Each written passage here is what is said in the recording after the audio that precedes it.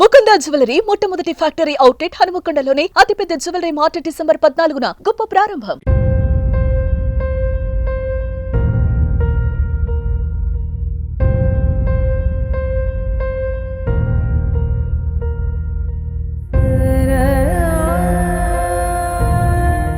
నమస్తే, welcome to Suman TV. Nizamabad జిల్లాలో విషాదం చోటు చేసుకుంది. జానపద కళాకారిణి శృతి ఇవాళ తిరిగిరాని రోగాలకు వెళ్ళిపోయింది.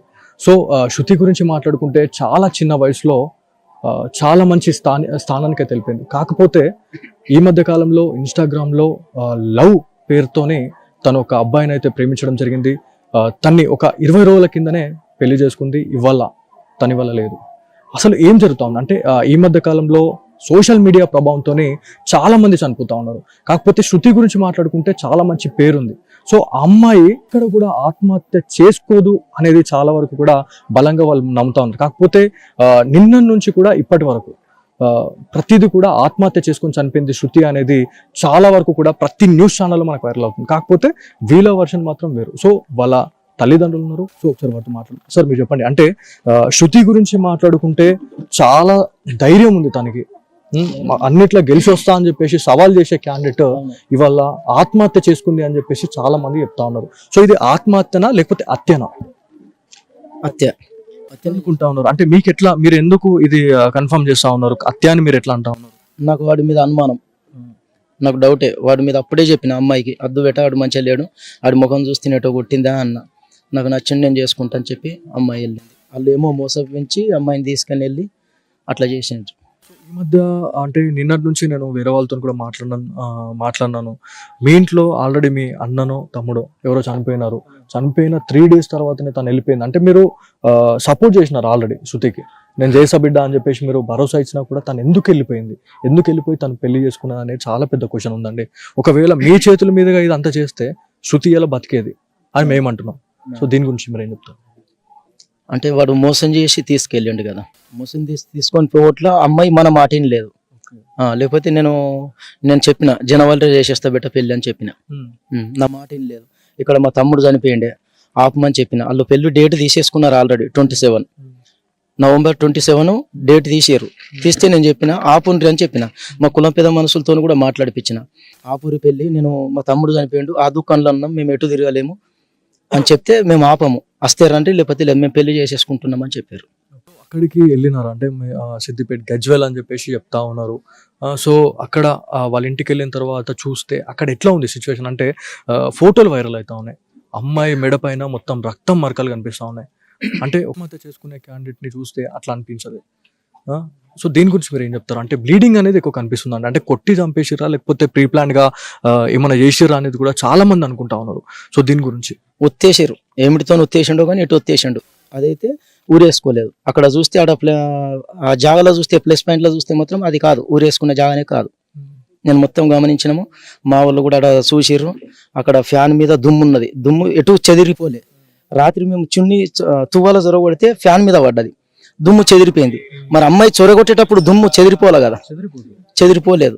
అలాంటిది కాదు, అత్తేనే అని చెప్పి నేను పోలీసు వాళ్ళకు కూడా మేము ఏమైనా వచ్చింది, కాల్ ఏమైనా వచ్చింది అంటే శృతి విషయంలో ఇట్లా జరిగిందని చెప్పేసి ఎవరు కాల్ చేశారు మీకు? పీర్లపల్లి నుంచి ఎక్స్ సర్పంచ్ అనేది ఫోన్ చేసిండు, మీ అమ్మాయి చనిపోయింది, శృతి అమ్మాయి మీ బిడ్డనే కదంటే అవును అన్న, మీ అమ్మాయి చనిపోయింది రండ్రి అన్నారు. అమ్మాయి ఎట్లా చనిపోతుంది అని చెప్పిన. పెళ్ళి 20 రోజులు అయింది, మీరు ఎట్లా చేసుకున్నారు, ఎట్లా చంపుతారు, నేను వచ్చే వరకు శవం అక్కడనే ఉండాలని చెప్పిన. శవం లేదు, మేము పోయేసరికల్లా మేము అందరం ఇక్కడ కార్లు మాట్లాడుకొని ఒక 5 కార్లు తీసుకొని వెళ్ళిపోయిందాకంటే శవం గజ్వేల్లో తెచ్చిపెట్టారు. అంటే వాళ్ళు నిర్ధారించుకున్న తర్వాతనే మీకు చెప్పారు. కాకపోతే ఒక అమ్మాయి చనిపోయిన తర్వాత అది డెడ్ బాడీ అయిపోతుంది, అమ్మాయి కాదు తను డెడ్ బాడీ అయిపోతుంది. అప్పుడు పోలీస్ అధికారులు వచ్చేసి వాళ్ళు పూర్తిగా ఇన్వెస్టిగేషన్ చేసిన తర్వాతనే, పంచనామా విషయంలో అంత చేసిన తర్వాతనే వాళ్ళు బయటకు పంపించాలి బాడీని. మరి వాళ్ళు ఎందుకు టచ్ చేసిరు అనేది చాలా పెద్ద క్వశ్చన్ ఉందండి.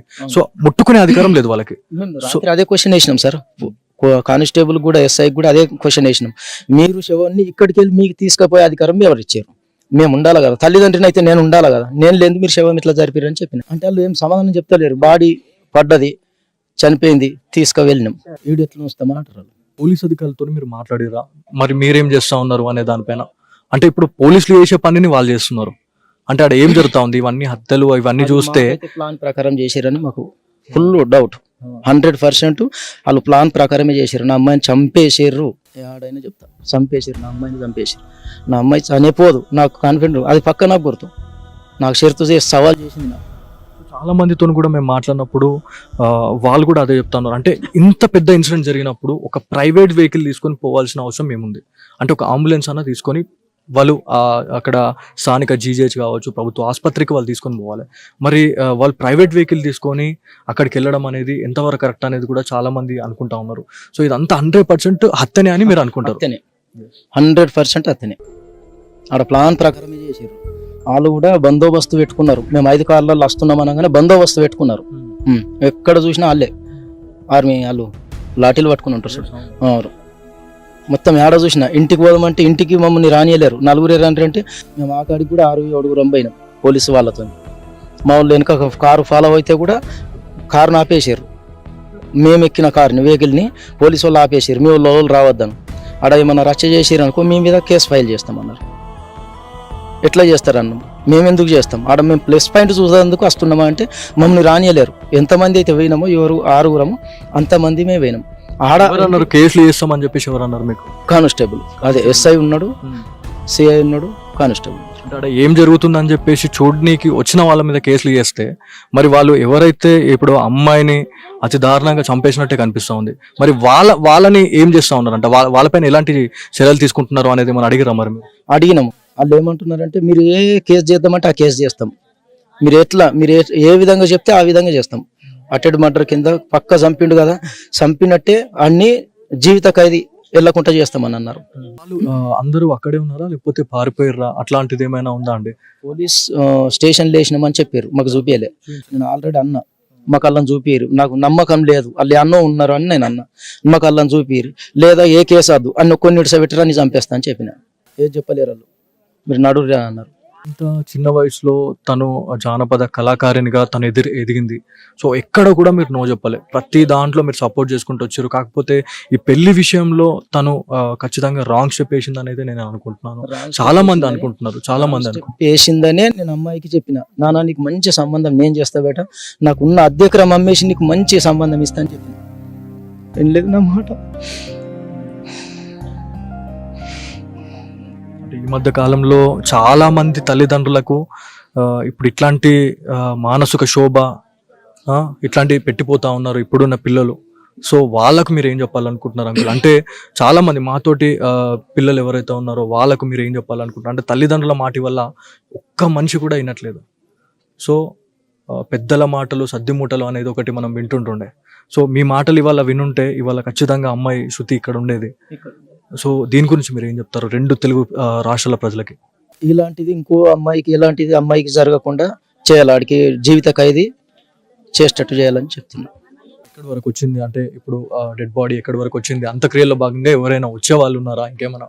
ఎవరు రాకొచ్చారు, చెప్పేసి వెళ్ళిపోయారు వాళ్ళు, వెళ్ళిపోయారు. సో పోచారం శ్రీనివాస్ రెడ్డి గారికి కూడా చాలా అతి సన్నిహితురాలు శృతి అని చెప్పేసి మాకు ఒక ఇన్ఫర్మేషన్ ఉంది. సో అంటే ఇప్పుడు తను ఎన్నిసార్లు ఎమ్మెల్యేగా నిలబడ్డా కూడా తను జానపద గేయంతోనే ఏదైతే పాటలతోనే ప్రతి గ్రామం తిరుగుతూ ఇలా మనకి ఎమ్మెల్యేగా గెలిపించింది అంటే అదొక శృతి అని చెప్పేయాలి. సో పోచారం శ్రీనివాస్ రెడ్డి అంటే శృతి అంటే పోచారం శ్రీనివాస్ రెడ్డిగా మనకి ఎలక్షన్ టైంలో కూడా మనం ప్రతిదీ వింటుండే. సో ఎమ్మెల్యే గారికి మీరు ఏమైనా చెప్పాలనుకున్నారు ఈ విషయం పైన? ఎమ్మెల్యేకి ఏం చెప్పేది ఉన్నది, నా బిడ్డ అయితే ఏంది ఏమన్నా హెల్ప్ చేస్తే చెయ్యని, లేకపోతే లేదు. ఆయనకైతే ఎప్పుడైనా కూడా ఎలక్షన్లో అప్పుడు మొత్తం 24 hours ఆయనకు టైం ఇచ్చింది పోచారం శ్రీనివాస్ రెడ్డికి. ఆయన దయదలిచి మా మీద ఏమన్నా అభిప్రాయం ఉండి మాకేమన్నా దయదలిచి ఏమన్నా చూస్తే సంతోషం, లేకపోతే లేదు. మొత్తానికి తిమ్మాపూర్లో అయితే మనం ఇక్కడికి వచ్చినాము. శృతి వాళ్ళ ఫ్యామిలీ మెంబర్స్ ఇవాళ శృతి లేదు అనే వార్తని వల్ల జీర్ణించుకోలేకపోతా ఉన్నారు. ఈ మధ్య కాలంలో సోషల్ మీడియా ప్రభావంతో చాలా మంది కాదు ప్రతి ఒక్కరు కూడా ఇవాళ ఇన్స్టాగ్రామ్లో ఒక అబ్బాయి కావచ్చు లేకపోతే ఒక అమ్మాయి కనబడితే వాళ్ళకి అట్రాక్ట్ అవుతా ఉన్నారు. వాళ్ళకి మెసేజ్ చేయడం, వాళ్ళ నుంచి మనకి రిప్లై వచ్చిన తర్వాత అసలు ఆ ఆనందం కూడా అసలు కట్టలు తెంపుకోపోతా ఉంది. సో వాళ్ళు మంచోళ్ళ చెడ్డోళ్ళ అని పక్కన పెడితే మాత్రం వాళ్ళు ఒక ఫ్రెండ్ నుంచి ఒక లవ్ ట్రాక్లోకి వెళ్ళిపోతా ఉన్నారు. లవ్ ట్రాక్ నుంచి ఇవాళ తిరిగి రాని లోకల్కైతే వెళ్ళిపోతా ఉన్నారు. ఇవాళ శృతి వాళ్ళ ఫ్యామిలీ మెంబర్స్ మాట వినుంటే ఖచ్చితంగా శృతి వాళ్ళ బతుకుండేది. సో ఇదంతా కూడా ప్రీ ప్లాన్ మర్డర్గా చెప్తా ఉన్నారు. ప్రతి న్యూస్ ఛానల్లో కూడా మనకు ఏమని చెప్తా ఉన్నారంటే శృతి ఆత్మహత్య చేసుకొని చనిపోయింది అని చెప్పేసి ప్రతి ఒక్కరు చెప్తా ఉన్నారు. కాకపోతే తను ఆత్మహత్య చేసుకుని అంత పిరికిది కాదు అని చెప్పేసి మనకు రమేష్ గారు అయితే చెప్తా ఉన్నారు. కాకపోతే ఇప్పుడు అంటే నిన్న నుంచి మనకు ఒక న్యూస్ ఏంటంటే ఒక వ్యక్తి చనిపోయిన తర్వాత ఆ బాడీని ముట్టుకునే అథారిటీ ఎవరికి ఉండదు. ఒక పోలీస్ అధికారులు కూడా వచ్చిన తర్వాత, ఉన్నత అధికారులు వచ్చిన తర్వాత అసలు ఏం జరిగింది అనే దానిపైన ఒక సమగ్ర విచారణ చేపట్టిన తర్వాతనే వాళ్ళు బాడీని ముట్టే అథారిటీ ఉంటుంది. సో అదంతా కూడా వాటన్నిటిని ఉల్లంఘించి వాళ్ళు ప్రభుత్వ ఆసుపత్రికి తరలించారా లేకపోతే ఎక్కడికి తరలించారు అనేది కూడా అసలు ఒక డైలమా ఉంది. సో గజ్వేల్కి అయితే తరలించారు అని చెప్పి తెలుసా ఉంది. ఇంకోటి ఏంటంటే ఒక చిన్న ఇన్సిడెంట్ జరిగితే మనము అంబులెన్స్ సహాయం తీసుకుంటా ఉంటాం. సో ఆమె చనిపోయింది అని చెప్పేసి నిర్ధారించుకున్న తర్వాత వాళ్ళు ఒక ప్రైవేట్ వెహికల్ తీసుకొని వాళ్ళు హాస్పిటల్ వెళ్ళారంటే ఇది ఎంతవరకు కరెక్ట్? సో ఇక్కడ శృతి వాళ్ళ ఫ్యామిలీ మెంబర్స్ ఎవరైతే ఉన్నారో ఈ ఇన్సిడెంట్ తెలుసుకున్న తర్వాత అక్కడ మాజీ సర్పంచ్ ఎవరైతే ఉన్నారో వాళ్ళకి కాల్ చేసేసి శృతి చనిపోయింది అని చెప్పేసి అన్న తర్వాత తల్లిదండ్రులు ఎవరైతే ఉన్నారో అట్లిట్లా అవుతుంది అని చెప్పేసి మాట్లాడిన తర్వాత వీళ్ళు వెనువెంటనే సో ఇది ఖచ్చితంగా స్పీడప్ గా ఉంటుంది. ఎందుకంటే ఇప్పుడు అక్కడ అమ్మాయి చనిపోయింది అనగానే వీళ్ళు ఒక్కసారి అలర్ట్ అయిపోయారు. ఒక 4-5 వెహికల్ తీసుకొని వెళ్ళిన తర్వాత అక్కడికి వెళ్ళి చూస్తే అసలు ఎలాంటి ఆధారాలు అంటే ఆత్మహత్య చేసుకుందనే ఒక్క దగ్గర కూడా వాళ్ళకి కనిపించలేదు. అంటే ప్రీ ప్లాన్ గా తన్ని ఒత్తేసి చంపేసారు అన్నట్టుగా కనిపిస్తుంది. మళ్ళీ ఇంకోటి ఏంటంటే మన తోటి కళాకారులతో కూడా మనం మాట్లాడినాం. వాళ్ళ దగ్గరికి కొన్ని వీడియోలు అదేవిధంగా ఫొటోస్ వచ్చినాయి. సో ఎవరైనా ఆత్మహత్య చేసుకుంటే నాలుక బయటకు చేయడం కానీ లేకపోతే అట్లాంటిది మనకి కనిపిస్తూ ఉంటుంది, ముఖం ఉబ్బిపోవడం. సో అట్లాంటివి కనిపిస్తాయి. కాకపోతే అమ్మాయికి శృతి విషయంలో మనము ఆ ఫొటోస్ కానీ వీడియోస్ చూసిన తర్వాత ప్రీ ప్లాన్డ్ గా ఆమెను చంపేశారు అన్నట్టుగా తెలుస్తూ ఉంది. అంటే 20 రోజులలోనే ఆయన చంపేసిండు అంటే ఒకసారి ఆలోచించండి. అంటే ఒక అమ్మాయి మనని తల్లిదండ్రుల్ని వదిలిపెట్టేసి మన దగ్గరకు వస్తుందంటే మనం ఎంత మంచిగా చూసుకోవాలి. సో ఇదంతా కూడా 2 తెలుగు రాష్ట్రాల యంగ్స్టర్స్ కి నేను చెప్పాలనుకుంటున్నా ఏంటంటే ఒక అమ్మాయి అందరినీ వదిలేసి ఇవాళ నీ దగ్గరకు వచ్చిందంటే ఎంత నమ్మకం ఉండాలా. సో ఆ నమ్మకంని కూడా రొమ్ము చేసేసి ఈ అమ్మాయిని వాళ్ళ చంపేసారు. ఫైనల్ గా మాకైతే న్యాయం కావాలి అని చెప్పేసి మనకి కుటుంబీకులు అయితే చెప్తా ఉన్నారు. చూద్దాం సో రానున్న రోజుల్లో ఎలాంటి యాక్షన్ తీసుకుంటారు అనే దానిపైన అయితే చాలా మంది ఉత్కంఠగా ఎదురు చూసిన పరిస్థితి ఉంది. సో వాళ్ళ తల్లిదండ్రులతోని మనం మాట్లాడడం